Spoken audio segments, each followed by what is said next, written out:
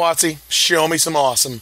Well, alright, they already did. Last time I noted young Pyromancer was really good, but I only noted red sorceries and instants. This gives you guys for each sorcery and instant you play, which is so friggin' good, I'm almost ready to call it legacy worthy. Yes, really, think about it. Brainstorm make a guy, Daze that make a guy, Force of Will make a guy, Swords to Plowshares that make a guy. This mini Talrand is not playing around, and I think could be surprisingly terrific.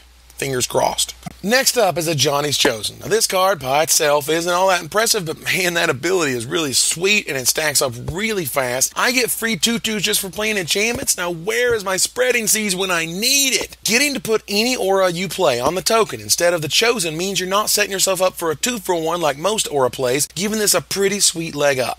Awesome. Speaking of awesome, here's the opposite. Celestial Flare. Jeez. This means no condemn, doesn't it? I'd rather have wing shards, people. Seriously. One that does have the potential to be awesome is Grim Return. While Undying creatures have this built in, they won't be with us forever, and board sweepers will be. Cast Supreme Verdict? Why, I'd be happy to get whatever you gave up on your side, on my side of the battlefield, or resurrect my scary monster that you just dealt with. And is that Doomblade? That's Doomblade! Welcome back, buddy. I do love me a murder, but Doomblade is just good, efficient removal like Mama used to make. You know, when your mom made removal.